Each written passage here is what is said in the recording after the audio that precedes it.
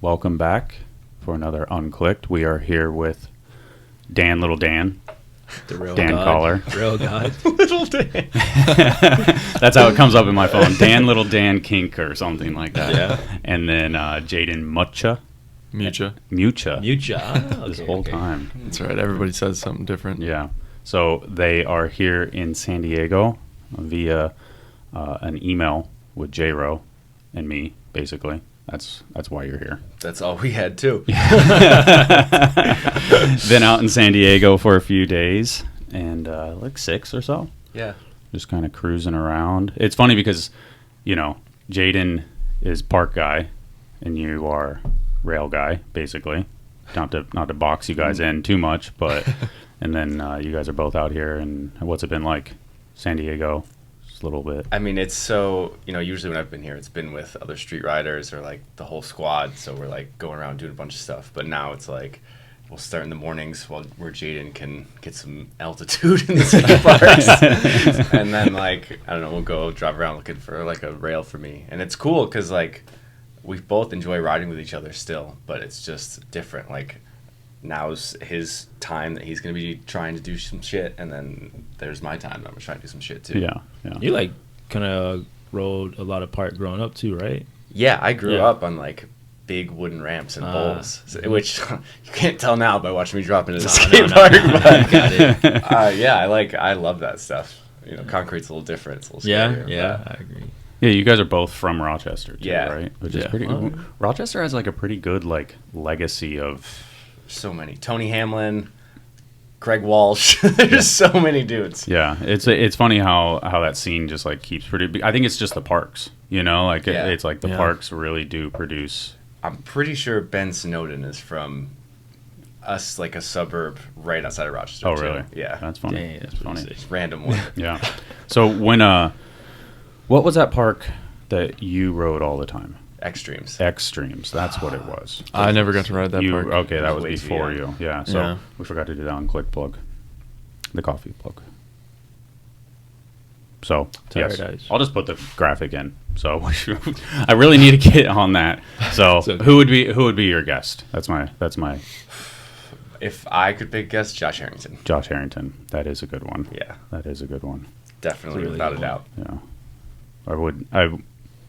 I got a lot to say about Josh. Yeah. Yeah. Never gonna happen. No, I know. Never gonna happen. But yeah. Shoot for the stars. I heard Hobie wanted him on his team for Battle of Hastings Yeah. again. Every year somebody's like, Gotta get Josh, him. I'm Gotta gonna get him. Josh Yeah. Harrington. And then he did the story. I think, was it from you that I heard that, or somebody else? No, that one wasn't for me. Oh, Hobie messaged him and was like, "Hey Josh, what's up?" And he was like, "Hey, how you doing?" And then he's like, "Hey, you want to go to Battle of Hastings?" No response. Which adds to the legend. Yeah, right. He's like still there, but fuck it. Yeah. King of the overgrind. Yeah. Yeah, Yep. king of fucking multiple things. Yeah. Well, Ramps, since- rails. Yeah, we're talking about Josh Harrington. He does a lot of X-up grinds too, and I know Yeah. Dan do a lot of X-up grinds. Yeah. So- Have Have you thought about doing the over X? fucking all the time. Yeah? Every time I see like a rail where there's grass on the other side, is like, fuck. If I could just get either myself one, to get yeah. into that, yeah. Yeah. I think I shot one time. It was pretty gnarly. It was, he was holding a tree? Yeah. he's like skimming the bushes on the outside. Yeah. It's so wild. Yeah, that was a wild one because that was like the same day that he did the cover one too. Like the overgrind, like The out pull rail. away from the ledge? Like The the- L. No, over the the L. L. Yeah, over the Okay. L out of like the apartment complex. That was my with the first drop. back cover, Yeah. which is pretty funny. I was like hyped because even then I thought Josh Harrington was the man to just like be on the same magazine. Yeah, So that cool. was such a random day. We were like pedaling around whatever that city was in Ohio, and we just bumped into Stephen Hamilton, and then it was just like, and then Josh is just doing bangers everywhere. So wild day. Savage. Yeah, Josh Harrington. Josh It's the Harrington. best Yeah, I almost lived with Josh Harrington one time, but yeah, it's another story. out here. Yeah, but so you are here. You grew up at Extremes, basically. Did 8 years old, you started riding I Extremes. think 9. 9. but yeah. Yeah. So what's the story there with like kink and being a little shit-footed kid, basically? Oh, Um, disrespectful. No, I mean, he's right. This is what it is. But yeah, I mean, Jay Rowe was like one of the first people I met. Jay was probably like 16 when I was like 9. And I just grew up with him and Matt Antis, who's like the manager of Kink overall, and like Tony Hamlin and Alan and Jesse Twin. Like, that was my introduction to BMX, you know? Other than watching Dave Muir videos before I started riding, was like hanging out with those guys, and it wasn't fucking easy being a little kid with those guys. Yeah. Especially Hamlin. The twins might have been worse. Oh, but yeah. But like once they got comfortable with me, it was like anything goes. Like the let it shit all that hang they out. would say to me or like make me do, they would be in jail for that now. It was nothing like super crazy, but it would be like, you fucking couldn't do that with a little kid now. Yeah. But no, I mean, it was awesome. Like I grew up, I've only ridden kink bikes except for like one FBM for like 6 months, because like that's where I grew up and that's what I loved. So like when I was a little kid, it was like my dream of riding was like riding for kink. Wow. And that is crazy because like J-Ro was 16, Matt Antes was also like 15, 16, 17, and it's like Matt found his way from like the warehouse, and now he's like essentially like the brand manager. The dude, like, yeah. He's like I'll learn CAD, and he like just learns CAD, so he designs the products, and now he lives in Taiwan for like 6 months out of the year, and it's like, you know, like kind of like chicken egg thing, you know, where it's like I just found this company first, and now I'll just mold myself into finding a role there, and they just like climb the ladder up. So Just did all of it. Yeah, it's kind of cool to hear like a backstory like that too, because I think most BMXers that get into it nowadays don't really know it exists that way too. Yeah. That you can have like some involvement with the company other than just like team manager and riding. So that's a pretty good. Yeah, it's a crazy little circle of things, and it's kind of Jayden's story is kind of the same too, because you kind of rode kink as well. You were in that scene, and now you're like Now part of you're it here. as well. So Yeah, pretty much. No, it's cool. I mean, like, even when I was a kid, Jay would talk about, like, you know, working for it. It was not just, like, someday you're there. It was, like, you work yourself up. And, like, I started getting free frames when I was 12. And then... Who gave you your first free frame? Jay, right when he got the job. Oh, okay. And it was, like a BMX jam, and I, like... fucked up my Euro bottom bracket. Like, it was fully stripped. Yeah. I didn't know what I was doing. I was a little kid. Yeah. And Crandall was there, and he was like, we'll give you a frame for like $150. And I was like, what? I'd like, someone's giving me a fucking deal on a frame. This is so cool. And then I went and told Jay, and he like, didn't seem stoked for me. And I was a little kid, like, why aren't you happy? And he was like, well, wouldn't you want to ride a kink? And I was like, yeah, of course. But like, it's not. A deal's a deal. Yeah, deal's a deal's a deal. deal, Yeah, yeah. like FBM was big at that time, Yeah. like with everything. And he was like, well, what if we could get you one for free? And I was like, no way. Like, it was like, I'll call you tomorrow. And this was like before I had a cell phone or whatever. So I like got home from middle school and waited by the phone to like hear from Jay. And he was like, all right, I figured we'd start hooking you up eventually. Like, we'll start giving you stuff when you need it. And I was like, on top of the world. That's cool. You said the age, but how old are you? I think 12. 12. That's crazy. That's a Yeah. crazy hookup. And so I think the first time I met you, you were 14, 15 or something like that. And what I remember is that definitely the conversation was like the fact that you kind of had a good trick choice. An eye for like, oh, you know, I want to do lookbacks and one-footed tables and stuff like that, and not necessarily like fly out bar spins and fly out tail whips, kind of like the kids of that age, you know? So what was that, just the influence of? Yeah, that was just like being around Tony Hamlin and like just that scene. Like, we looked up to dudes like Aiken, just, I don't know. I was brought to look up to guys of how they did it, not what they did. And I will never call Aiken shit-footed, but No. But that's so sick too. Being that you did like that you did do those things and still can, but like how you said shit-footed. It's like Hamlin is, right? Yeah. He's the first one to say that he's shit-footed. Yeah. He looks shit-footed. But like, that's great. He's gonna love that one. I know, he's not gonna be happy. I mean, but like Hamlin had such like good trick choice too. You Yeah. know, like he like used the the being switch-footed as like an advantage, like the one-footed tables and the wall rides and like doing stuff that like you just had this advantage in a certain way. And like he could, when he got really good into whips, like he would whip whichever way looked better for the spot. Like he was just so good at figuring out both ways. Yeah. And that is so. Was there? I feel like that Extreme Spark like kind of did have everything though. So was it kind of, I don't know, were you battling with kind of like, oh, I should do a bunch of tail whips, or is it like? No, it never even, that shit never crossed my mind. Yeah. I don't know. I feel like I'm lucky, especially growing up before social media, like just riding with my friends. Like I wanted to like go higher and I wanted to crank a look back more. Yeah. Like I didn't care to like those whatever tricks I wanted to learn. It was more natural. Like I wasn't worried about tail whips and bar spins. I didn't even do a bar spin until I was like 16. Oh, crazy. Nice. What's the scene like now in Rochester? I mean, because you're there, you split time right between Austin and Rochester. Yeah, I've been going a lot like for the summers. Yeah. Like my girlfriend still lives in Rochester, so I'll spend summers there, and it's like 1,000,000 degrees in Austin, so it's nice to like change it up. Yeah, but because you said a bunch of parks that I have no idea what they were. There was a bunch of parks, but a couple of them closed down. So what's there now? Is there nothing? Is there no wood parks? There's Breaking Free now, which used to be RASP, but the dude like bought the ramps and basically redid the whole park.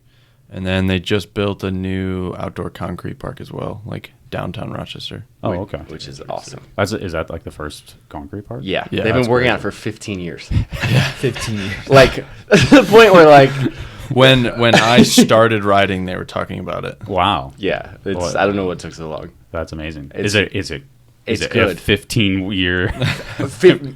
I'd say 12-year good. I'll give them 12-year good. 15 is a little much, but it's cool, you know. And then it's interesting to see like there's a new generation of kids, but they're not like little kids. It's like 15, 16-year-old kids, and like when we went to Dawn of the Streets, like they were all there together, and I was like, oh, good. Like they're like actually in it and doing it, not just like random kids, which is cool. Yeah, you're like get to see that next generation. Yeah, you're like, oh, all right, you guys are gonna do it. So it's pretty awesome. How does Jayden become Jayden in Rochester?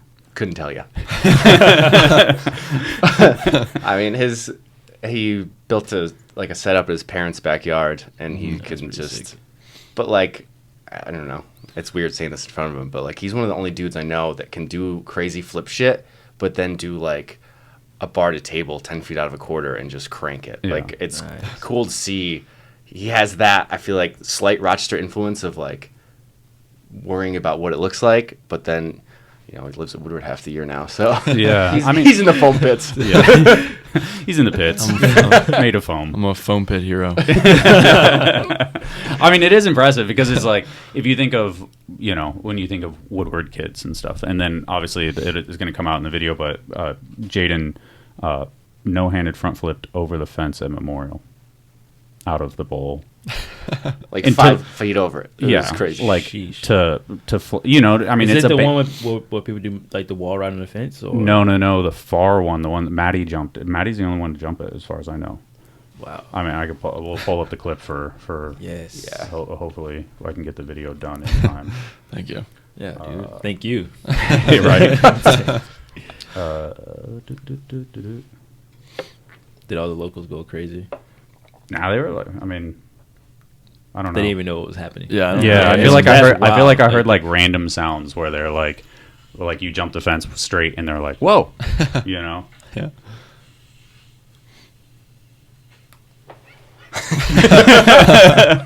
Like it's wild. What? You know what I mean though? Like stepping outside. 20 feet over, like yeah. And it's basically almost a flat. Yeah. So it's like stepping out of that comfort zone of being like, well, this isn't I can do this trick on a box, but this isn't a box jump. I feel like most people would just be like, I'm chilling, So I don't know. I think that stuff's impressive. I think that's the stuff that like separates the, from the crowd. Yeah. So I think that's cool shit. I like taking like box tricks and bringing them to places where like atypical areas. Yeah. Like I like doing regular tricks in irregular places. Like that. That is a good term. So how do you go from what was your first trip with Kink? Was it really that AM tour? Yeah, that we it were was on? the one. Yeah, it Okay. was the AM trip, and I only went because James Steele got hurt since I was still on the flow team. Okay. And yeah, that was my first one. But before that, my first trip ever, like without parents, I think I was 13, and we went and stayed at Chris Doyle's house. And like, so that was that was huge for me, you know? What's the process to get your parents to let you go stay at a random man's house when you're 13? That wasn't From easy. from your perspective, at least. I was just so like, oh, the dudes want me to go. And then I was like, shit. Like, I'm going to talk my parents into this. But my dad was kind of like right on board right away. He like got it. You know, he saw me at the skate park with these guys every day. Yeah. I think my mom had a little trouble with it because just mom and her little kid like go off with 19-year-old dudes who still are complete idiots. Yeah. And your Kids son's 13, themselves, yeah. like, but yeah. And then the first trip was hard too because like flying, I remember my parents were stressing. Mm. But after that, it was smooth sailing. That's cool. That's pretty cool. sick, yeah. What was it? I mean, what was the trip at Doyle's house? It was just to go ride like that brick house skate park and like B3, and it was like literally just to go. Like I think Jay wanted to like just introduce me to more and get me out there, like just to hang out with other people.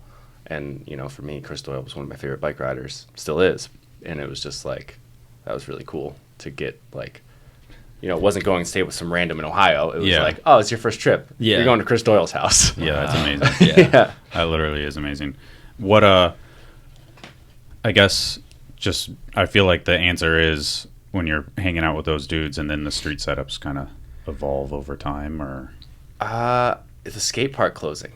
Mm. It was when Extremes closed, and Jake Petruchik and I were like riding together every day, and it was literally like, okay, the park's closed, let's just start going downtown and like riding downtown. And yeah, he was like looking at more, I don't know, crusty setups, and I was more like, I wonder if I could jump on that handrail. And then it was like, oh, if I can jump on this handrail, let me try and jump on that handrail. Yeah. And it just went from there to like, that's what I liked doing. Yeah. And, you know, skate park opened up again, and I was so into that I like, that's just what I wanted to do.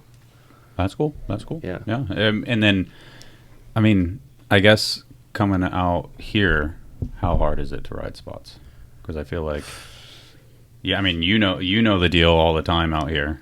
Like, Yeah. Just like, oh, here's this rail. What's been done? And Yeah. Yeah, everything. Yeah, it's like San Diego at least has like a lot of rails compared to like a bunch of different places in California, but it is pretty crazy. It's like just even the locals, the stuff that they've done on top of like most pros do live in San Diego, and then when it comes to rails, it's like, all right, give me the list. Literally. Yeah. But I guess the tough. good thing about it is that riding is like constantly progressing, and people get to see it, so they get to like kind of be a little bit more like express themselves a little bit more, like Jayden said, with taking box jump tricks and put them into like different places that you normally wouldn't. Same thing with Street riding, exactly. yeah. So No, I mean, it is tough, but like, it's a good thing it's tough. Like, that's what keeps us going. That's what keeps BMX going, is that like, it has to keep being tough. Otherwise, it's just stale. Yeah. True. Yeah, that is very true. Yeah. What well, let's talk about yesterday. Yesterday. Yeah, so yesterday we went out to Chris Masters' house.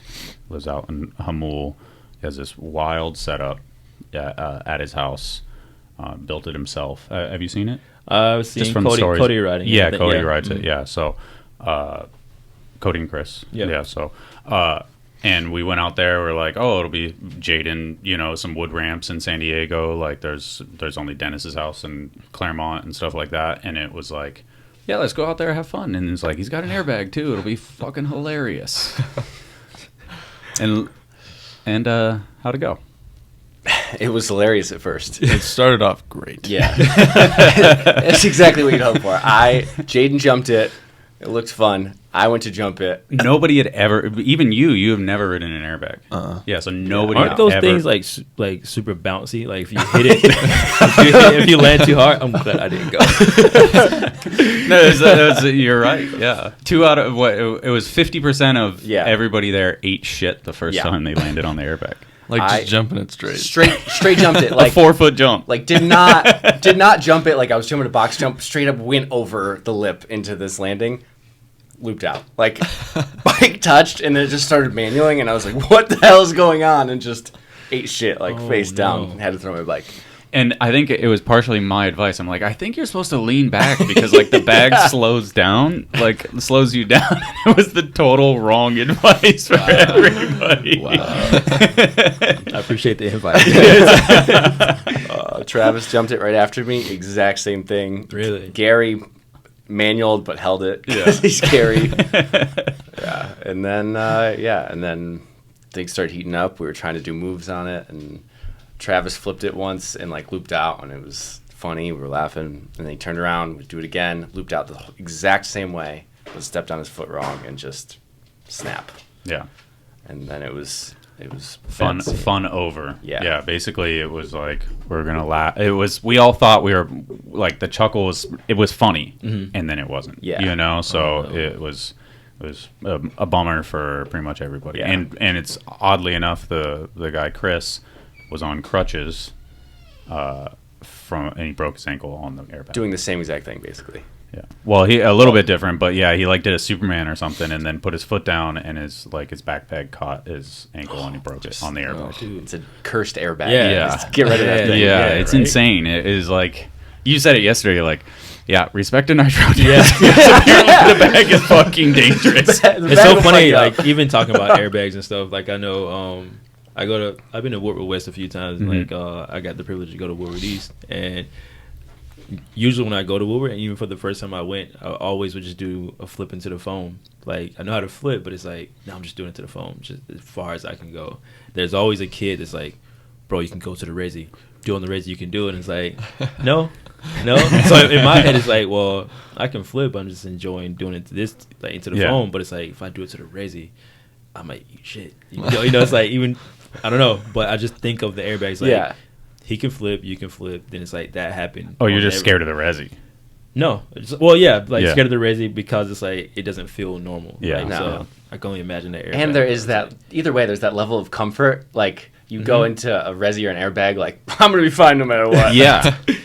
And in a foam pit too, but the foam pit is like the most dangerous thing there is. It is. Is it? Well, I mean, like if you not for like a flip, but like you do For a tail like- whip and you don't catch your feet, and then you're just getting split in half on your seat. Yeah. I hate watching kids like learn bar spins into a foam Yeah. pit. Oh, yeah. It's so Like dangerous. those worst. things. Ugh. Yeah. Yeah. It was. And you tweaked your elbow or your shoulder. Yeah. Yeah. Yeah. I didn't see that one, but All in about 30. You sure that didn't come from minutes. you extending your arms on the front flip no-hander? What? You didn't hurt your shoulder from extending your arms on the front flip? yeah. What's the It was story? What's the extended. story with the no hander and the front flip? Okay, so I learned front flips with brakes, and it was just like it made the trick so much easier. Mhm. And when I took the brakes off, I started getting this weird like fish wiggle in my fronty, and I would like come down kind of strange, like a little bit off axis. So when I started taking the hands off, it like made the front flip so much more controlled. So like when I do the fronty without the no hander, it's like I'm a little bit loose, but with the no hander, it's like I can control where I'm at a lot better. Okay. All right. Same. Fair enough. Yeah. Wow. Because when he did the fence one, he's like, yeah, I think I'm gonna front flip it, and then I'm filming. He didn't mention the hands, and the hands came off, and I'm like, Okay. Yeah. Yesterday too. oh yeah. He like there was like the quarter to airbag thing too, and he just aired the quarter to like disaster to hop front flip, like bounce front flip, and then bounce front flip tuck. It was like You filmed all that? Yeah. it looked like just a tramp. Like he made it look like I should go try that. Yeah, That it, looks pretty it, sick. it looked man. really fun and like Yeah. without consequence. No. Literally Yeah. what you were saying, like just taking certain tricks to other things, like that's pretty sick. Like that would ever cross my mind. Yeah. Jump on like a trampoline without the bike, yeah, but just doing that. Bounce it. Yeah. Yeah. We should all go out there. I'll watch it. The setup does look fun. It Yeah. it sucked that it went down that way. Yeah. Obviously, like I think fuck for Travis. I mean, Battle Yeah. Hastings off the table now. So. Yeah. When did you get into filming? Because you filmed quite a few different videos, like a bunch of different dudes. Like, Yeah. how did you get into that? Honestly, it was just like me and Jake going out riding and riding street, and we like really just wanted to document us like doing shit for the first time. So I bought like a Sony Handycam, like a $200 Handycam, and we filmed like every month. We would like put together what we had, and we did that for a while. And then Jake got a new camera, and he kind of got into photos, and he got like an SLR, and we would film with that. And then I got a VX after that. We were like going back and forth. And it wasn't like a competitive thing. It was like we were doing this together. Yeah. Like whoever had the camera, like we would just whatever, and then we edited it together. And like, dang, that's pretty it sick. just went from doing that to like Daryl helping, or I would like help Daryl press the button for a while, and then Daryl would like trust me to film second angle, and then it was like, okay, well, can you help Kink film this? And like, and then I like needed to make a little extra money, so it was like, I think I hit up like Carlson at Vital, and I was doing shit for Vital for a while. Like whenever I would go on a trip or something, like I'd go stay with Aaron Smith in like the Boston area, and I'd be like, hey, I'm staying with Aaron. You guys want a video about like what he's up to with some riding? And they're like, yeah, cool. And just throw me whatever. And I just did shit like that for a while. Dang, that's pretty sick. And then like, Intervention came around, and I got to film like they split it between Daryl, Calvin, and I, and that was really cool. Yeah. So like I had a third of the guys, they each had a third of the guys. So I had like East Coast dudes like Doyle and like Tony, and it was just stuff like that. Wow. What? And it seems like it's kind of fallen off though, right? Like you kind of. I've been focused on riding, and then like, I've been hurt a little bit. Yeah, you've so, been battling a lot of injuries too lately. Yeah. So it's like I've just kept my focus in riding, getting better, and riding again. Yeah.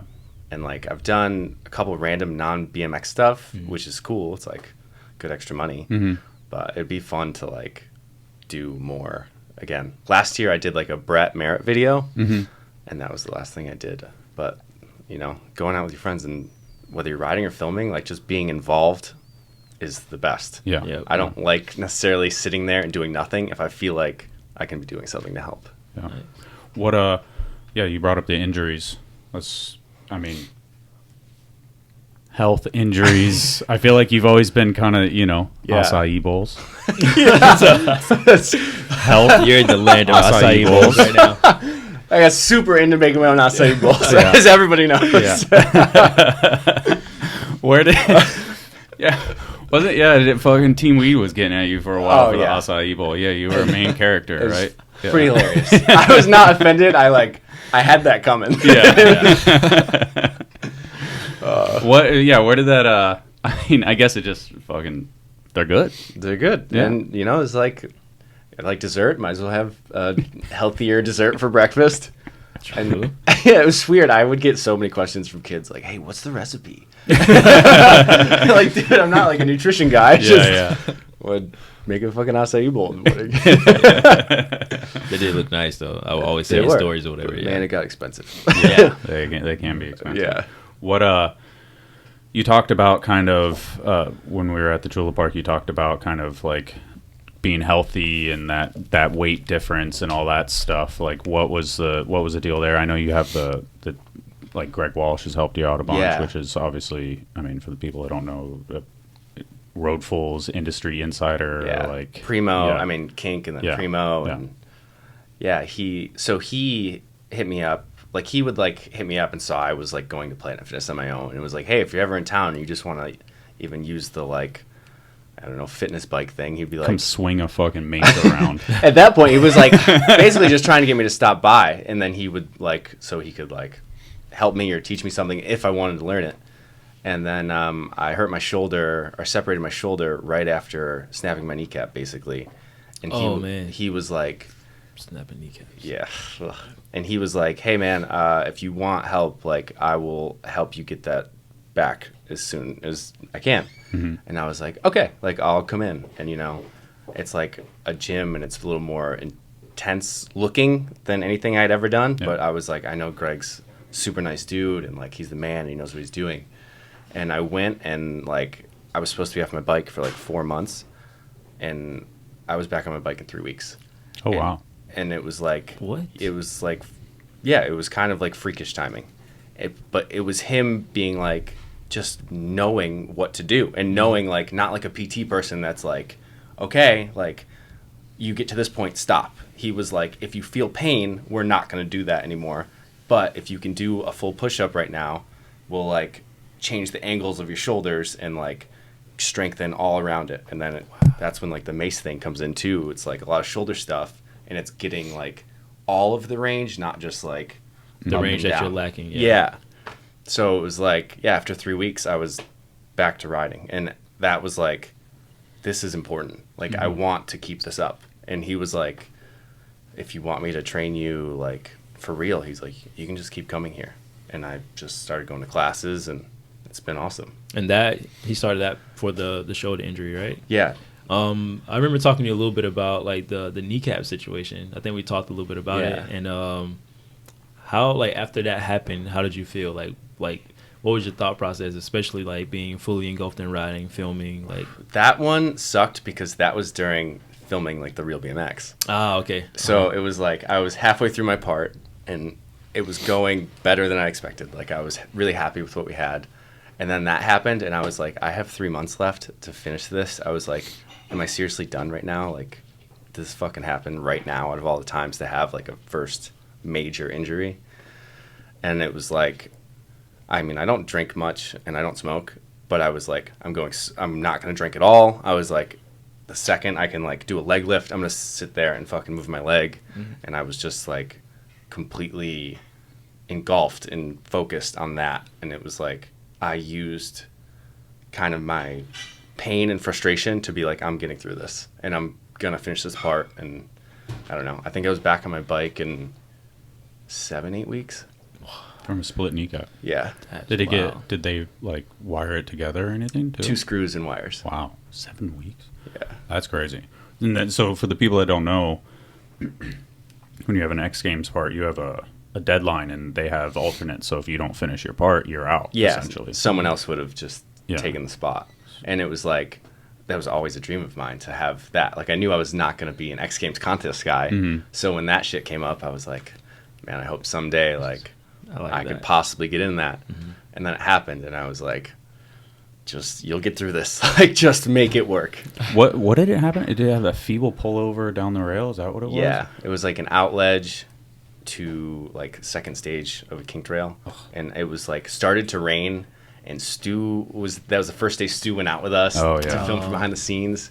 And my sister had just had a baby 20 minutes prior, so I get this text that, like, hey, your sister had a baby, blah, blah, blah. And then, like, I didn't respond or anything. Try that. And I'm like, cool. I'm going to be in the hospital, too. 1,600 miles away. So, but, yeah. Was it first try? What was the... that was just, like, yeah. And my confidence was really high at that point. Like, things that were kind of more one and done were working out for X Games. Yeah. So it was like, fuck it, you can do this. And it was a lot closer than I thought it was, and just fully missed. And like, there was a metal plate on the ground, and I was like, oh my god, just don't hit your head. Like, keep your head off the ground. Yeah. And I just like went like that, and I think my leg was just perfectly bent, and my knee hit before the rest of my body, and I knew right away that like something had split.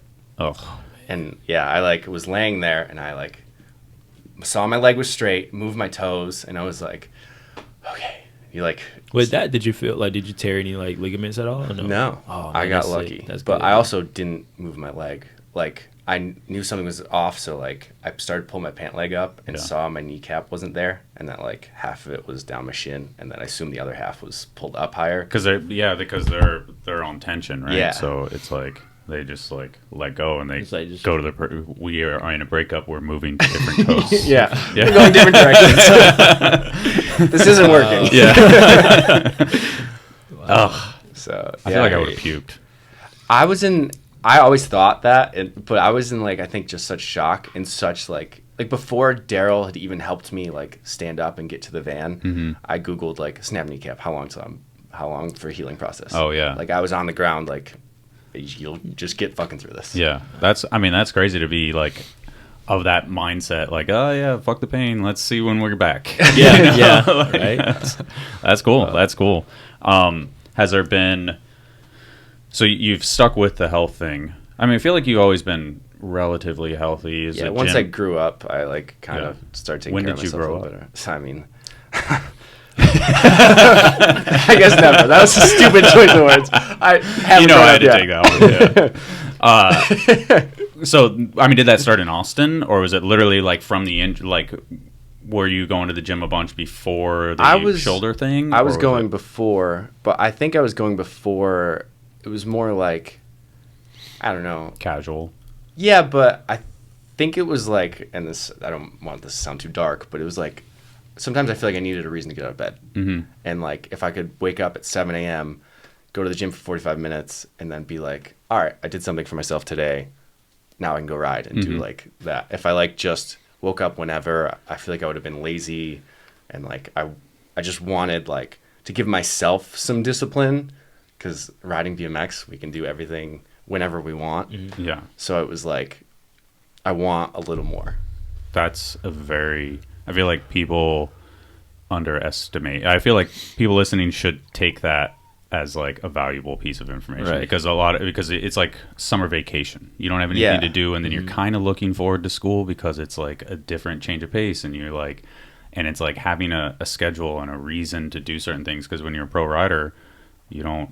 Oh, I'm not filming anything today. I guess I'll just cruise the park and then set my phone against a bush. Literally, shoot a if clip. it's not, yeah, true. Yeah, if it's not a trip, or it's not like, all right, I'm going to film that day, you have all this free time to sit and think, or be like, what the fuck am I going to do? And you can. I ride every day, but you can only ride so many hours in a day. There's like other shit. Yeah, yeah, and that's an important thing for people to do, is to have something else to focus on, a reason to get out of bed, in a sense. Like you said, start your day and start it right. And that's cool to hear, because almost like you said, setting a tone for the rest of your day. Like, you're getting out of bed, working out.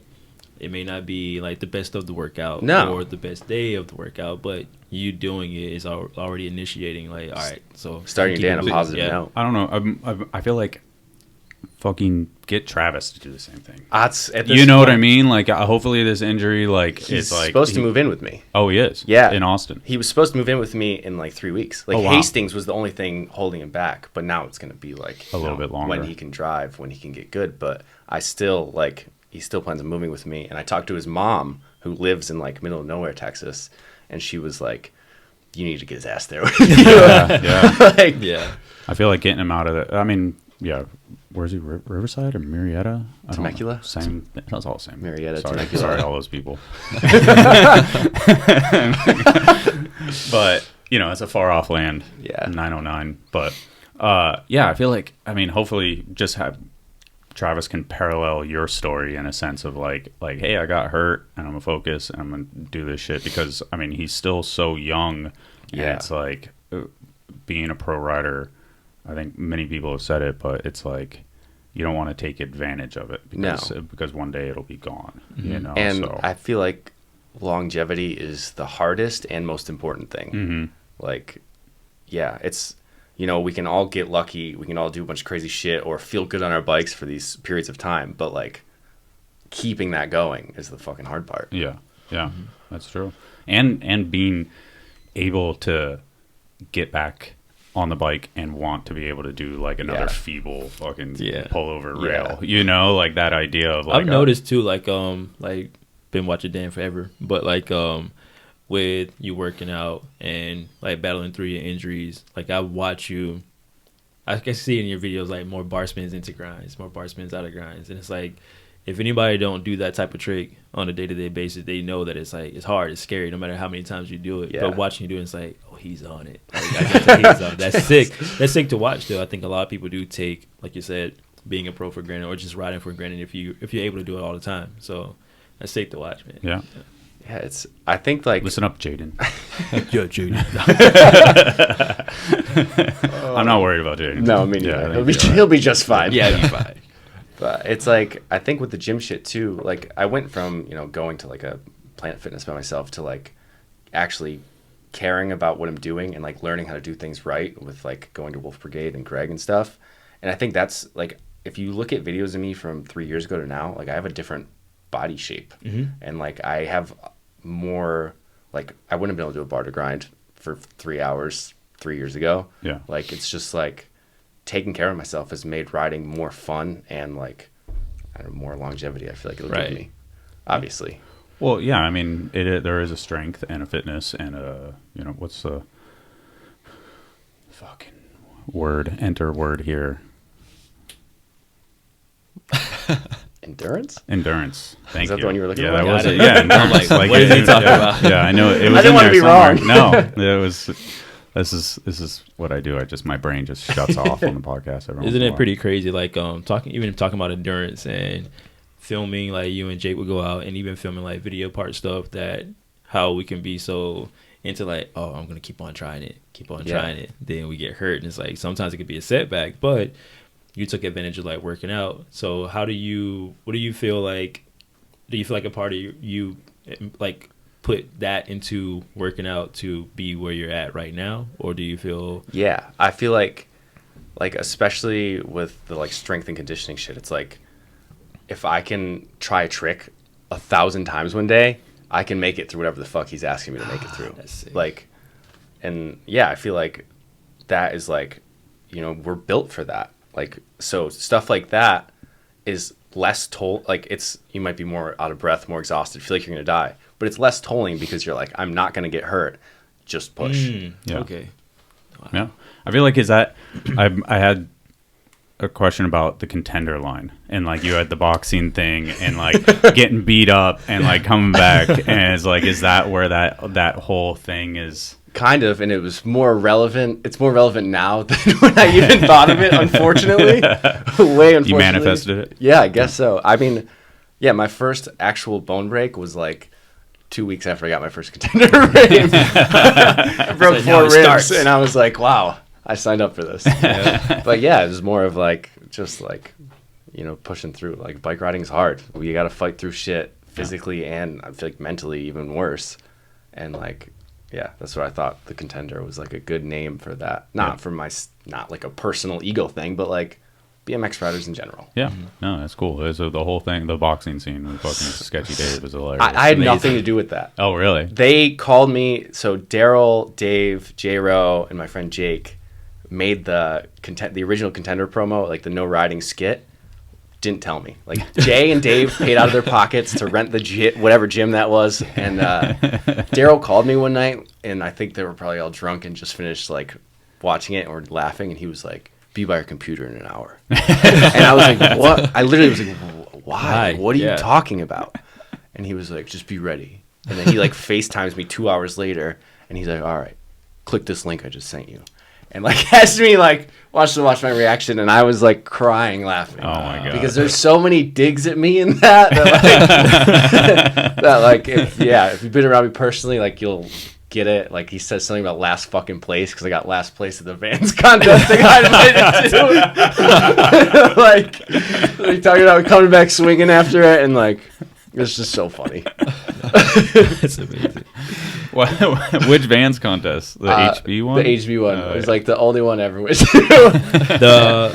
Is it the Rebel Jam? No, the one that was like at the Vans Skatepark. Okay, the street invitation. All the crazy rails and stuff. Yeah. And so it was like 30 people for that. 30 people were supposed to be invited, and so it was like everybody gets like at least $200. Like last place gets like $200. Yeah.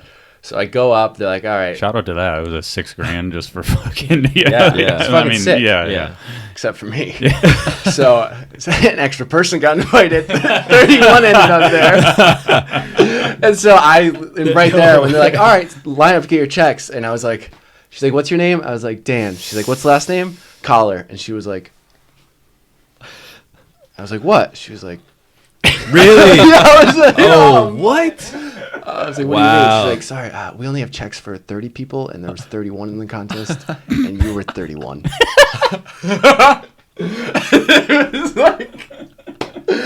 It was like, oh my god, so was wow. 31's your number now. 31, and I was staying at Travis's, and like he did pretty well in that contest, and he was living with his grandparents at the time, and his mom came to watch, And his mom was so brutal on me about it. She was like, "Do you want us to get you a last place cake?" Talking so much shit to where Travis, who's so good at talking shit, was even like, "Mom, like, come on, give the guy a break. He's had a rough day." Wow. Travis is brutal. He can be brutal. Yeah. But he me as well. Yeah, he's got those like quick cuts. That just, you're like, fuck, I don't know. I'm questioning things now. Judgmental Travis.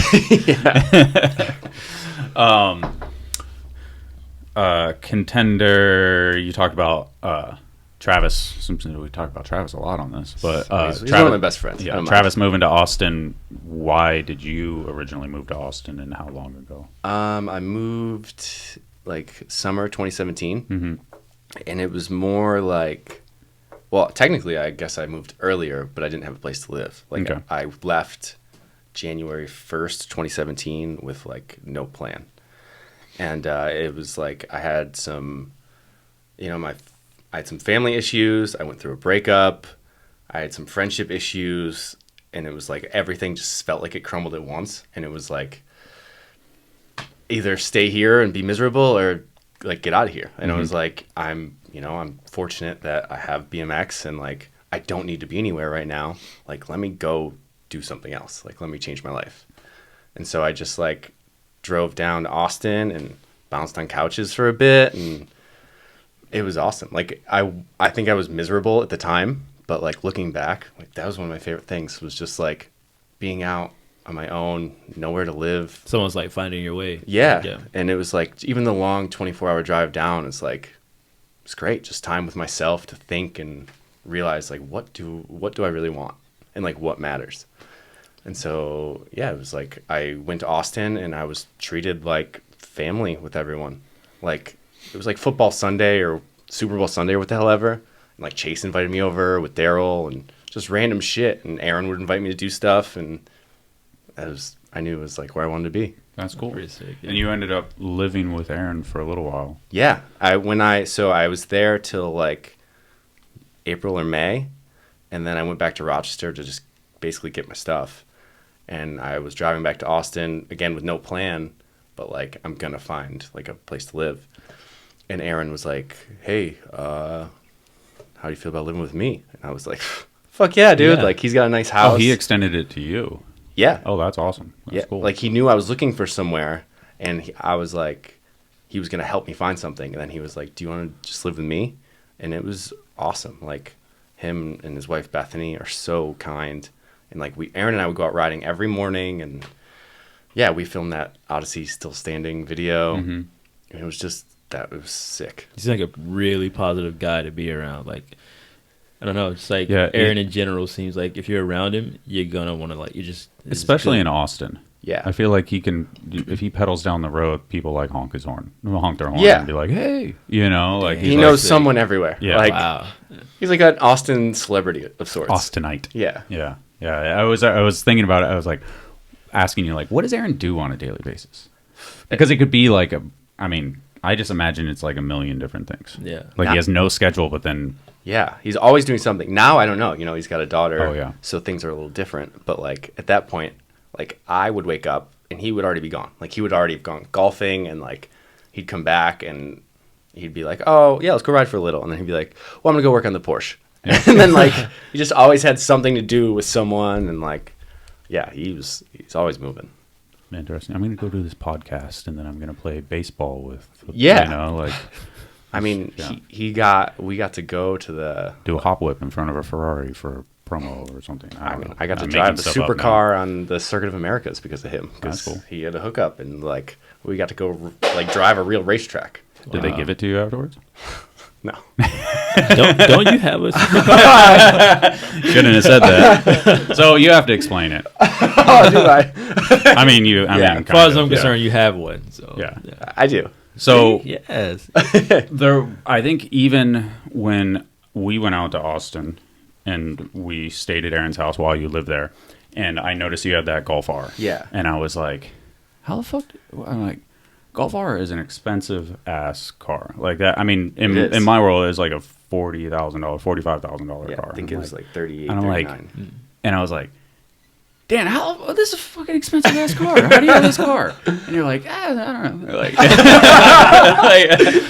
so, I mean, I guess you have to explain it. Like, No, and I don't think you should necessarily be ashamed about it, because when you posted the R8 and I was like, wait, you own this? Like, I think there's more to it, and you can explain it, and then I'll say what I think afterwards, and it's a good thing. So don't. No. Yeah. So the Golf R was on me. That was like taking out a big car loan. Okay. And so I was constantly swapping cars for a while, because it's like, I love cars, but I kind of keep it to myself. Like, I've never really talked about it too much with people, just because, I don't know, I'm not a big public guy. Yeah. And so the R8 thing came about because my brothers and sisters have families. And so my parents were trying to help them like get set up with their homes to make sure they're good. Because my dad is like an engineer, does decent for himself, doesn't ever spend any money on himself or whatever. Yeah. So he helped them, and then he knew I was set up in Austin, like I was fine. And he was like, I think looking at it like a number, like, okay, help them with houses. Well, I know, like, maybe I could pitch in and help him with something absurd that he could never afford on his own. Yeah. So, like, he was like, all right, let's figure it out. Like, let's work a number to where you pay for this and I'll help cover the rest. So it was like, my parents just helped me because they wanted to help all the kids at once. Yeah. Oh, that's sick. So, and it was, yeah, like, That's sick. You're like, I'm gonna go for the super. Yeah. no, I mean, that was like not even like, they knew I've wanted something like that my whole life, Yeah. but never realistically. Yeah. And then it was like, hey, what if we help you get an R8? And I was like, fuck. It's really. And then I kept it to myself for a long time. You had it for how long before you posted anything about it? 5 months before I posted anything, and then everyone thought it was like a rental or a joke. Yeah. But it was like 3 months before I even told Daryl. And Yeah. like, I see Daryl every day. Yeah. And I had to tell Aaron because Brett was driving me around a lot because we lived together. Yeah. And I didn't want to take the car out to like street sessions. Why And- not? And Aaron was like, where's your car? And he legitimately meant my Golf. Yeah. And I was like, but I didn't realize that. I was like, what do you mean? He's like, oh, where's that R8? And I was like, who told you? And he was like, who told me? He's like, you have one? You fucking have one, don't you? And I was like, shit. But, yeah. So yeah, it's not something I like to talk about, but here it is on a so podcast. what's that? I mean, I feel like I heard that you were driving it around to spots, and it was like ridiculous because you had to like disassemble your bike completely, like bike bag status. you guys take the wheels off. Yeah. And I have forks and Yes, bars. yeah. Yeah. Okay. I tried to downplay it. Yeah. Because I'm imagining you have to put it in the front, right? Yeah. Yeah. But I mean, I have the bike rack thing for it, Oh, like okay. the sea sucker. The sea sucker Okay, thing. yeah. But it literally takes me 5 minutes to take it apart and 4 minutes to put it back together. Yeah. So it's like, and if I go into a store or something, I don't have to worry about anything. Like, Yeah. just take it apart. It's impractical and it's absolutely ridiculous. Yeah. But it's, I love it, so it's worth That's it. yeah. Yeah. It is. I would take I mean, I have an impractical car as well. You know, so If you it's- take it to the yeah. session, you know, good vibes there, good vibes back. What do you have another car? I now? don't right now. Oh, you but still really only have an R8. That's But I amazing. live in downtown Austin, so like, yeah, you don't really drive all that much. no, like even to go to House Park, whatever. Like I pedal every day. Yeah. So it's only when we're going out to spots. And then when we're going out to spots, I'm not super worried about like parking or anything because we're usually driving up to spots. Yeah. So it's pretty foolproof. And then if we're going somewhere, homies usually driving. Don't throw them gas money. That so when it was like, okay, so your parents do well, and you have essentially what most people would consider to be like a crutch. Like, oh, I don't have to struggle. I don't have to like worry about stuff because I can ask my parents for help, and if they love me, and they'll help me out. You know, but I feel like in a sense, it almost makes the fact that you do what you do even cooler because it's like you're not doing it for essentially. I mean, you're doing it for a paycheck, of course, but like you're doing it because you love it. Yeah. You know, like because you're doing it because you want to do it. Yeah. You have no outside motivators in that sense where it's like, I could get in the family business. Or Yeah, it does seem like you didn't rely. like, you didn't rely at all. Like, just even knowing about BMX and even like completely having discipline to go to the gym at least.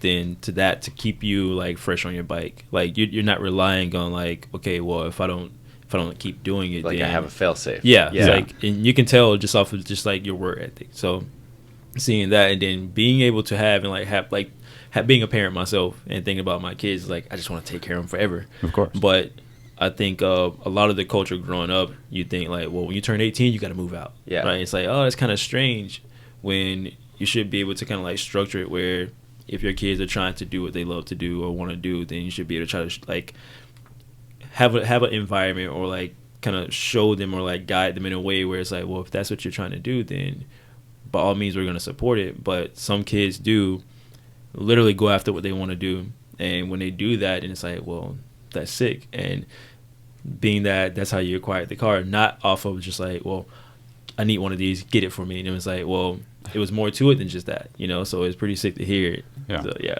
I think struggle definitely produces, you know, the characters of what a person will be. You know, like whether it's Absolutely. good or bad in the end. You know, and it's like, and I think you've shown that you are down for that for the right reasons and go through the process. So that's why I think it's like, and the fact that you didn't necessarily want to fucking tell the world that you had this. No, yeah. You know, it's it was like, yeah, it's like that's for me, you know, like Yeah, that's of course. my personal, like, I guess, private thing. None of it was like, I can't show people like, look, this is my life, or I got this, like, and it's not like there's no like trust fund. I've never been like, here's money, live. Here's money, live. This was like, my dad's starting to sell his business. He wanted to help out the kids. yeah. I was a little different situation. You know, I don't have a family. I'm set up in Austin. Fuck it. Like, Yeah. I mean, that's different. Yeah. Yeah. Jayden has a Lamborghini. Yeah, he does. Yeah. A Van Brigade. Yeah. Lamborghini, I does like have that. Lamborghini. Lamborghini. Fan's a lot more practical. That's sick. What's it like driving that around? It's so fucking fun. I mean, It's like, I usually only take out at night too.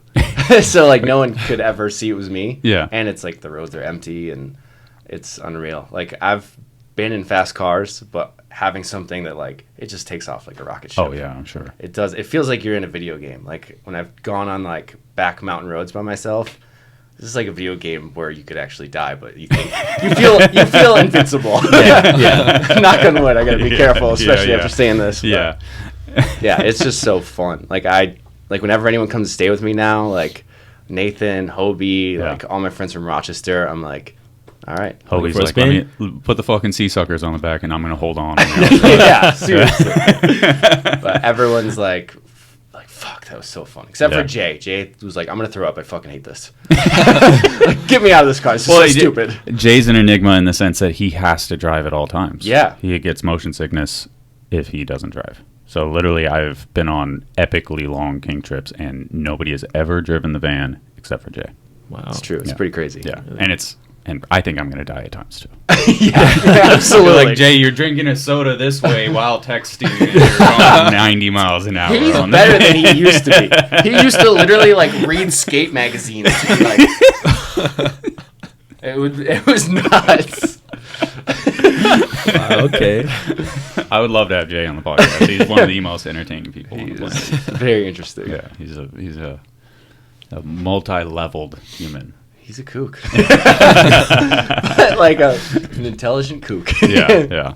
I think it's pretty cool that people get to hear this side of you. Like, it's cool that you also keep a lot of stuff to yourself, like having a personal life and not like showing it and showing other things that you're passionate about. So I think people getting here and like just think about like, oh dang, he has a car like that. But he also works hard like for his own well-being, but also like setting a good example for like being a professional bike rider. There's more to you than just like being a bike rider. It's like a lot goes into it, and that's pretty sick. Like, Thanks. yeah, dude, for sure. I feel like that's like a lot of us though. It's hard too with social media to like I would love to show more of the like gym stuff, but at the same time, I don't want people to think that like I'm pulling away from bike riding or Yeah. like.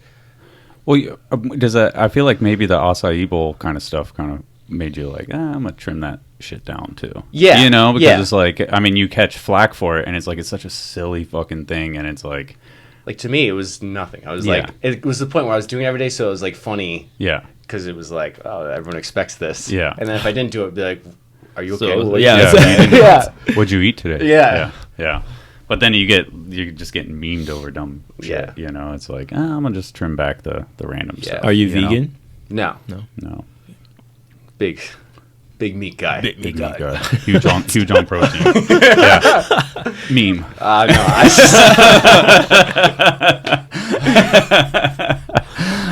I deserve that one too. So bring it. Let's talk about general sponsor stuff. Obviously, the claw thing. Ran That's its actually course. pretty funny. If we want to talk about that for a sec. Sure. I got kicked off twice. Really? Yeah. Congrats. How the hell that? Thanks. Yeah. It's pretty impressive. So, when COVID started, I think they kind of freaked out, didn't know what was happening. Yeah. Like, and orders didn't go through from the factory or whatever. So he calls me out of the blue and was like, hey.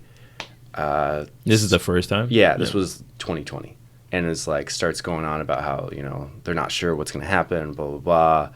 He was like, so we can't pay you anymore. And I was like, whoa, that was like kind of out of nowhere. Like, fuck. I was pretty bummed. I told Burns that day, and Burns was like, what the fuck? He was like, no way. And like, Burns lit into them. It was like, Burns and I have been friends for a long time, and he's always been super supportive of me. And he like lit into them, and this was like on a Friday. And on a Monday, I get a call like, hey, can we pretend that didn't happen? Like, we'll get you a new contract. Pretend that didn't happen. And I was like, yeah. I was like, I get it. The world's fucking upside down right now. We had that. We had advertisers pull out, and like we were like, yeah, we don't know what's gonna happen. This is scary. We're out. Yeah. Like we're just pulling dollars. I'm gonna give my quick opinion on that. Fuck that. Yeah, I get The reason why I say it because I stand real heavy with riders that you're the first to deal with the situation when things get bad versus like everything should be watched, right? And when things don't go the way everybody think they should go, you're the first to get cut. Something don't go right, you get cut every single time. So that's why I say fuck that. Yeah. Well, yeah. It is interesting. It was like that was an eye opener for me. Like, I know nobody's safe from anything, but I like, those guys were always really nice to me and supportive, and it was like, okay, it was like things get bad. I'm on the chopping block. Yeah, Mm-hmm. My small amount of money I cost them on the chopping block. Yeah. And then year goes by, and he like was basically like, yeah, like I don't know, we're just trying to trim things down. Was it also on Friday? It was the first day of Montana trip. I'm not sure. So I just got on a Kink trip, and I like got the phone call in the morning, and I was like, I know what this is. Yeah. At this point, like, okay, you guys did this once. I get it. Yeah. And I thank them for like awesome trips. The team's fucking sick. I don't regret it. Like, It is what it is. It is what it Yeah. is. Every sponsorship ends. Yeah. Yeah. Yeah. And then I don't know. I mean, we have something else going on potentially, but I don't know if we can say anything yet. I don't know if it's official. So I don't know what you guys are talking about. you What? parts sponsor? I don't have a part sponsor. Okay. Not after Saturday night or Friday night. So Why you gonna do me like that, dude? I didn't even say. we'll let the people wonder about that one. Yeah. That's a good one. Yeah. Cliffhanger. Yeah. So nothing else going on apparently. So, well, you were okay. You're supposed to. You were talking about premium. Yeah. Yeah. Yeah, but I'm not. Well, Yeah, that's what I was saying. Oh, yeah, I don't know what's happening. You know, Well, I mean, like, that would've been- I mean, I'm talking to somebody, but nothing official. That's the answer. Yeah. Okay. That's not a weird thing to say publicly. I don't know. No, not at all. Yeah. No. I think it'd be weird if like you didn't say it. No, yeah. I'll just beep over premium. The reason why I say it'd be weird if you didn't say it is because it's like, well, that's normal. It actually is because like I think a lot of riders probably do talk to a bunch of different companies, Yeah. but Yeah. that's cool though because it's like somebody's paying attention to you and somebody's like, No, yeah. I'm like, yeah, it'd be cool if the premium thing worked out. Like, I think their team is fucking sick. Yeah. I think, Connors, Joey, they're so sick. And like, they are. revamping something like that. Like in Harrington used to ride for them. That's cool as fuck. True. Yeah. So yeah. So Yeah. I don't know. That'd be cool. Yeah. And then obviously Kink stuff. I feel like Kink is just like a trip every month or two. Oh, yeah. Basically. So what is there stuff in the works? Is there gonna be another full length? There's no talks right now, but I can't imagine we won't be doing something like that in the next year or two. Yeah. You know, I mean, that's what we've always done. Do you ever go on a Kink trip and then somebody does something and you actually hold on to it? Yeah. Like even like right now, like Miami or something. Like I mean, you know, We didn't, but if like it was that level and everyone was like, that was fucked. that was a video part bang. Yeah, like this is a trip video, but that was fucked. Like we can't just throw that one away. Yeah. Not that it's throwing it away, but like we need to hold on to that for something special. Yeah. Right. I think we would definitely do that, which is pretty sick. That's What's it like, you know, the old Kink days, obviously. I mean, you were around with like Sure and Ariaga too, right? No, I mean I was a little bit before. I was a child. Yeah. Like I met those dudes when I was like 9, 10. Yeah. Like Dirty Dan and Ryan and Jim Selinsky, of course, Yeah. because he's from up there. But no, I mean I've been through though 2 full generations. Like Squash It was like me, Doyle, Sexton, Tony, Aaron Smith, Yeah. Ben Hiddle. Yeah. And then it was like, you know, Intervention was this middle ground of like things changing. And then it was like me, Calvin, Nathan, Travis, now Jacob. And And Kink Casey. was your very first sponsor, right? Only. Oh, yeah. Nice. Only. Yeah. That's crazy. That is. I mean, that's cool. It is. That is. You know, like. It's pretty nuts. Yeah, that is. Yeah. I mean, you brought up Jake a couple of times, but Jake has the same thing. Yeah. Like Rochester kid, works at Kink now. Yeah. Probably started in a warehouse, right? Yep. Yeah, and like now he's like I don't know his official title, but he's a marketing manager or something. like that. He does stuff for like, I think it's a lot of cinema stuff too. Mhm. So he does like Kink and That's pretty cinema sick. marketing. Yeah. Wow. And like he just moved to Portland, so he's just living it. Does Zach do much at Kink anymore? Zach Yeah, I think Zach does international sales. Okay. And then I know he like keeps in touch with a bunch of people. Yeah. Like Zach's still in it and in the loop. Yeah. He's just like, you know, all the more like day to day pay attention to shit. He knows that like Matt's got it. Yeah. And Jay's got his eyes on everything else. That's. I mean, you know, Zach Phillips was obviously a rider-owned company, but you know, it gets to a point where you go, hey, there needs to be that next generation that's a little more in tune with what's happening. And he's like, it's sick that he found people that are able to like, he can hand the keys over to them essentially. Yeah. He can pay attention to the bottom line or something like that. But like, No, he fully that's- trusts those dudes. yeah, that's sick. That's so It cool is. that it's like, And they care. Like Yeah. their lives Yeah. are like they're in this day in and day out. There's no looking for an out. They love BMX. They love Kink. And Yeah. it's great to be a part of something like That that. is pretty sick. do you have an idea of like, is there a role for you in there at any point? Even down the road or? I don't think so. I love BMX and I love being a rider. Yeah.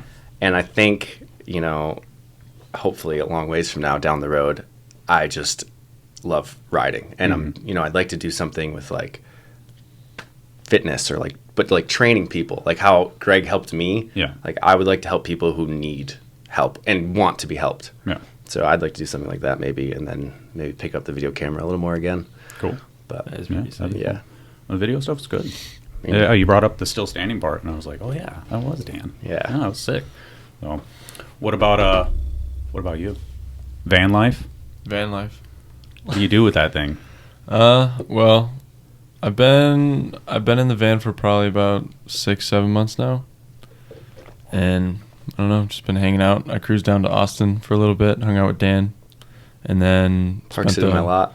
Yeah, Just parks that thing right behind my apartment. for neighbors, and then spent the summer at Woodward. That was a good time. But That was kind of on accident too, right? yeah, I was only supposed to be there for the first week, and then just ended up staying the whole time. Bump it. Yeah, phone pit hero. No, he's jumping over the phone. Yeah, he's going over the phone. I went to Wilbur East twice in the last month and a half. Oh yeah, you're a Yeah. Woodward guy now. Yeah, bro. I gotta get a van. I gotta get a van and park behind them over there, dude. But yeah, like he's flying over the whole building. Yeah. Yeah, I heard about the 13-footer. Yeah. Oh, dude. Pedaling that thing, I'm sure, just in the middle of nowhere, just like a big quarter pipe and nothing else is around it. Oh, yeah, that no-hander. The quarter pipe Yeah. air. Yeah. Matt Hoffman shit. Yeah. Just pedaling down just crappy gravel as fast as you can at this big quarter pipe. Yeah. It was cool. Yeah, I don't know. Is there upcoming projects for either of you guys? You got anything going on after this? Or you're going to Battle of Hastings, I know that. Which is Yeah, sick. I'm stoked for that. Yeah, that's awesome. Can't wait. Yeah, you'll fucking kill that Yeah. park. So. Yeah, I'm excited. I can't wait to watch you ride that bull from afar. I'm not going. From my clicking machine. Yeah. But no, I'm going to start just working on my own thing, especially with like no parts stuff lined up. Like, I'll do whatever. I don't think I have any kink stuff lined up other than going on trips constantly, which is sick. But like, I want to make my own part where I'll have my friends film it with my cameras and do it for fun and be something that like I'm proud of on all ends. Yeah. So I'll probably work on it for a little while, but I'm going to start doing that. What do you have to say to any up-and-coming riders that want to pursue trying to be a professional bike rider? Love it. You just have to love it. First. Like, love it first and love it for the BMX. I think like anyone would say, the day you worry about the money or like getting recognition or what the fuck ever, like you've gone off the path. I think that's the only good thing about injuries for me is like, it's like reset what I really care about. And I just care about riding and like pushing myself, and that's all that matters.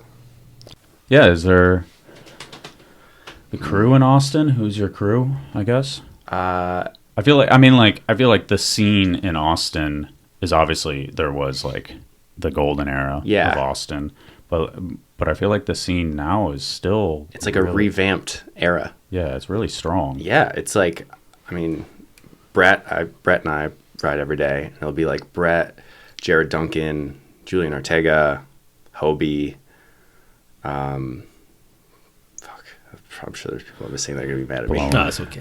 But Your boy Daryl. Yeah, but Daryl's He's busy sometimes. Yeah, so busy. Anytime Daryl can get out, he does. Yeah. But like, you know what? Daryl's got shit to do. Yeah.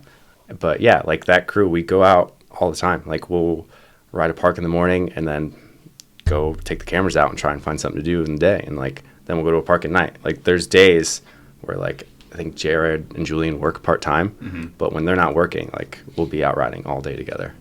And it's really awesome. And Brett works too, but he is constantly riding. Yeah, he is. Brett will wake up at 8 a.m. like and go straight to riding. He just is he loves it. See, I think I was talking to somebody else recently who just got a job, and after being a pro for a super long time, and they were like, having a job just makes me focus on the time that I do have to ride, and I go in and I get it fucking done, and I get just as much done as I did before, but it's just like condensed in a more time, and it's like it gives that schedule and that regiment of stuff really does, like even if you have a part-time job, it's like it gives you a reason to get out of bed. Yeah, like what you were saying earlier, I got to get out of bed. I'm done at 1. I go fucking cruise. My day is full and complete, and I'm like fulfilled. Yeah, you know, like as a human being. Yeah, it seems like it could give a lot of people structure. Yeah, it's like, structure. Yeah. I feel like just without structure, it's too much time on your hands is like it's just not a good thing. Because then you're wondering like, am I doing enough? Am I happy? Should I be doing something differently? Like, would that make me happier? And then it's like, that's not productive. Sitting there having those thoughts over and over again. To a point, yeah. You need to ask yourself. Answer the question and then be done. Yeah. What are those dudes like Julian and Jared and stuff? What do they say about Austin versus California? Are they? You know, they love it. They they wanted to move back for a second, and then they went back on a trip for like a week, and we're like, nope. Like, no. I feel like it's harder for them to get a squad to go every day, and everything's just more spread out here. You know, in Austin, we all get together and we're like super in one spot and can go from place to place together. Where here, you got dudes that live in Temecula and dudes that live, in Long Beach, and like it's easier there because we're all pretty close to each other. Yeah. I was like, do you ride with Dugan? Yeah, mornings at House Park, I do ride with Dugan. Yeah. I love riding with Dugan. I love just hanging with him. He's fucking nuts. High energy. It's so good though. Like, it is. He's so he's not over the top to me in any way. He's just fun to be around. He's funny, but like, yeah, like Dugan, Aaron, Chase. I love when I get to hang out with those dudes, but it's just usually a different setting. It's not like going out street riding. It's like we'll all hang out in the morning and then everyone goes off and does their own thing. All right. Cool. Do you have any other do you have any goals within BMX that you want to achieve? Like, you don't have to share them if you don't want to, but just like certain things that you think about a lot, or different projects you want to work on. Do you have a goal to maybe want to be in the X Games, the original one, like anything? Yeah, you know, I made a checklist. Like I legitimately wrote down a checklist when I was like 19, and I kind of checked them all off. Maybe I aimed too low. No, that's but sick. like it was kind of like, okay, like, or I was like 18. I was like, okay, turn pro for Kink. Like that's what I want, and like get a part sponsor. And then it was like turn pro for that part sponsor. And then it was like get into the real BMX, and it was like move somewhere else, and it was like do all these things.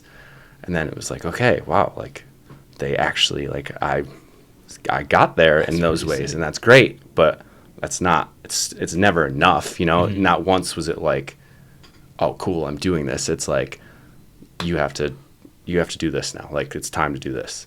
And yeah, I would love to get more into contest stuff. Like I feel like, especially when I'm like on a weekday riding a plaza park by myself, like I think that would help. That helps for contest shit. And I would like to go back now, because it's been a long time since I've gone to something like that, and do that. And like I want to put out a video part, like I said, working on my own thing, but like have it be like an actual part, not like 2 minutes I put together, like, cool, let's put it out. Yeah. Like I want it to be like, I know when it's done. Do you feel like you've improved in that? Like, well, I feel like the contest stuff is always like, it's so small overall. Yeah. And it's like, it'd be nice if that stuff got a little bit bigger and a little more official. I mean, so it like kind of catered to people that are willing to do technical stuff, but on a bigger level. Looking at like, if I look at like the old X Games street setups, like there was like I think like a 16 stair or something at one of them. Yeah. Like that's like the type of contest. That's the one, right? Yeah. Everybody always talks about that one. Yeah. That was a big ass rail. It was a big ass rail. And it was like, there was still good hips and shit. Yeah. It was like, but it was like a real course. Like, it's kind of, I feel like it would be more natural to the bike rider, right? Yeah. Like, yeah.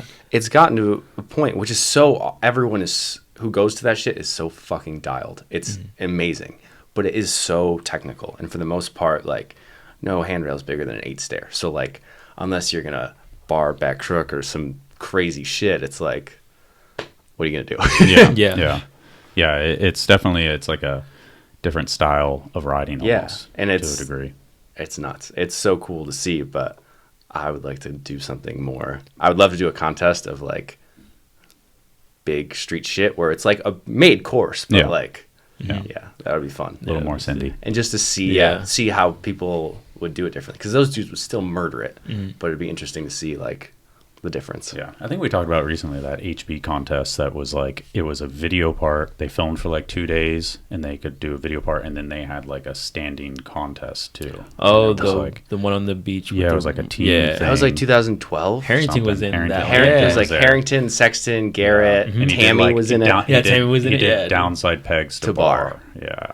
And then that so 3 toboggan like he does over the box. Oh yeah, somebody one of those the early 2000s just posted a photo of that. I saw that. Yeah, I'm gonna fucking find it. Yeah, dude. I think he did like over X to back over bar on like a barrier. Yeah, from the contest too. Pretty wild, man. Get that guy on this freaking podcast. That Miles down there filming him. I don't know. I think it was Christian. I think it's Christian. Oh, Christian. Okay. Whale. I can see the stance. That's definitely Christian. Yeah. Oh, yeah. Look at that. Got the wide stance. Yeah. Just got the swag stance. Have you the old Christian stance? Now he's like this. It's totally different now. Yeah. But I'm like that too, so it's all right. Do you ride any other bikes other than BMX bikes, or do you like road bikes, mountain bikes, anything? No. How funny does Tony Hamlin look on a mountain bike? Ooh, he's not going to be happy about that, but pretty fucking funny. He is a little guy, and that is a big bike. It's a little guy and a big bike. I'm glad anytime I can just fuck with Tony just a little bit. So It's funny. It's funny to watch that transition. Like that's so prevalent now. yeah. But yeah, I mean, it's always been that way. Yeah. Let's be real. It always is that way, but it's funny. I don't know. Am I just noticing it more now? I think so. But it's always been that way. Like a fucking Darren Bearcloth. Like that's like a OG mountain biker, like legend in freestyle mountain biking. It was a BMX guy. Was a BMX guy. Nikolai Rogatin, if I said his name right. Like literally was a. I used to BMX ride against him in phenom. contests when I Yeah. was a kid. Yeah. And he beat you. Yeah, for Yes. sure. Yeah. I have 3 second place like Woodward plaques, and so everyone who's like, "Why are they all second place?" I'm like, "Well, I was like 11, and that Nikolai. Nikolai. Yeah. He was really good, man. Yeah. So I mean, it's like it's always kind of been like that. But guess you're maybe maybe it's more. I don't know. I like to deny that, but I don't know. in my head, same. Any words of inspiration for the people watching, kids, adults? For Jayden. Yeah. For Jayden, Jayden, you have any inspirational words for Dan? yeah, let's hear what you got. Let's hear some 19-year-old words of inspiration. For someone who knows me, what you got for me? What's one thing you would change about Dan?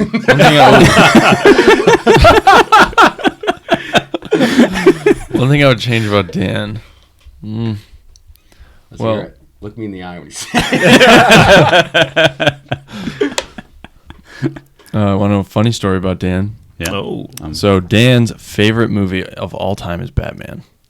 Dan fucking loves Batman. Batman. And the Dark Knight ones. yeah, The Dark Knight. It's funny because when we were talking about the R8 and you were talking about driving around it at night, and I was like, are you okay. fucking bad? Okay. So Okay, thinking Batman okay. or something? Like, I literally almost said that. So he wants to get this like bat suit.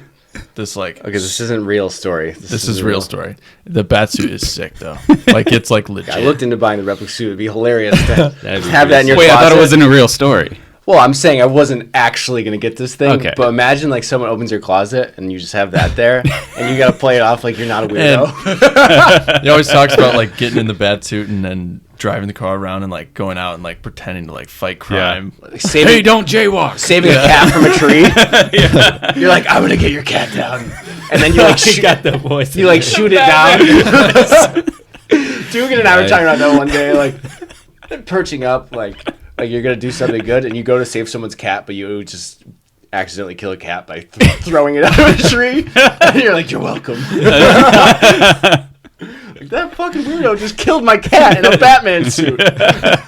I think we'll end on that one. Thank you, Dan. Thank you, Thank guys. you. Thank you, Batman. Thank you, it's Jayden. Yeah, I appreciate that story. That's awesome. Dan loves Batman. Like, he's like, this is not a real story. He's like, yeah, but how good would it be?